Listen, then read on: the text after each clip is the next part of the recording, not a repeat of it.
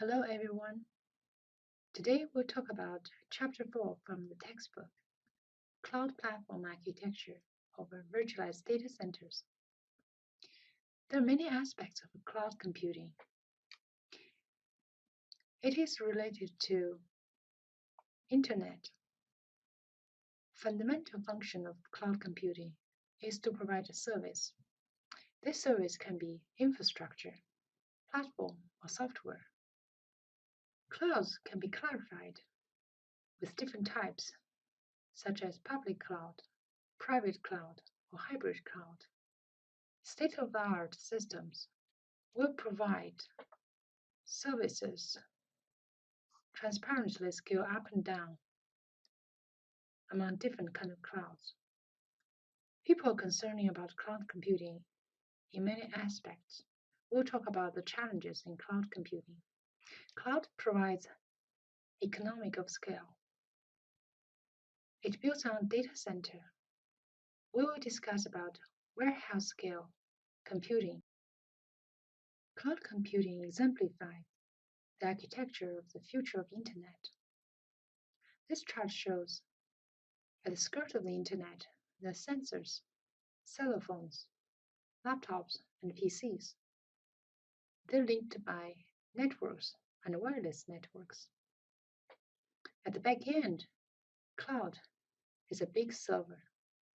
It provides the computing and storage power for sharing and processing data. Cloud supports a service model. This service includes compute, application, or data. If a client wants to access the service from the private cloud or public cloud, it will subscribe to the cloud service through Cloud Manager. Cloud provides a scalable infrastructure for Internet applications. Popular applications include search, email, social networks, and file storage. In some sense, cloud is the invisible backend server to many mobile applications. Due to the size of Internet application, it requires cloud to be reliable and provides multi-tenant support. A unique feature is that cloud support computation and data storage on demand. All these features require non-trivial design and implementations. Clouds give the illusion of providing unlimited compute and storage capabilities. However, it is a challenge to build reliable and scalable infrastructure. The cloud computing model supports several unique system features. For example, it gives the illusion of infinite computing resources being available. Users can request resource allocation on demand. This is a very useful feature because a lot of times users don't want to wait to get the resources for running the tasks. They also eliminate an upfront commitment from cloud users. They can request for small jobs to start with and later on increase the hardware request when they need it in the future. This explores cloud elastic feature. The cloud model is built upon pay-as-you-go, so the users can utilize the resources when they need it and release them after they finish their jobs. At the top level is software as a service that supports algorithms and applications. The cloud service stack has many examples of commercial frameworks and open source technologies. For example, LinkedIn is cloud service for applications. Google App Engine is a platform cloud service.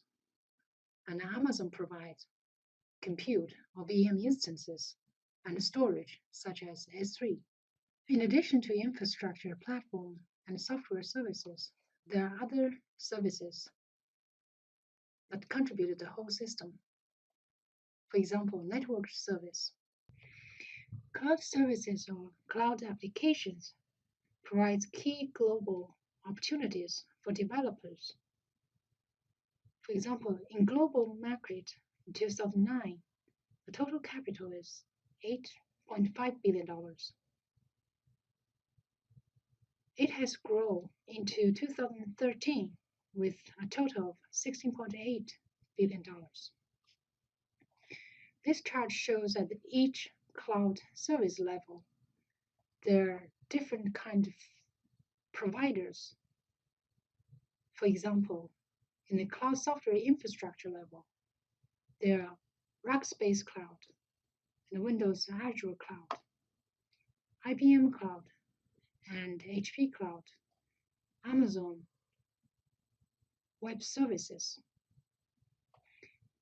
At the lower level of the hardware service, the VMware, Intel, IBM, and Zen Enterprise providers.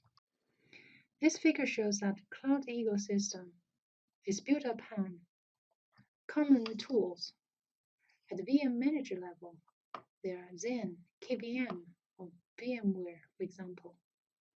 And at the infrastructure management level, there are Amazon EC2, Eucalyptus, Nimbus, OpenNebula, or vSphere, for example. Some of these tools do not use virtual infrastructure managers. They manage their own VMs. Users will contact the cloud and request for raw infrastructure services. They can also instantiate services such as database. This shows that the variety of requirements from cloud consumers.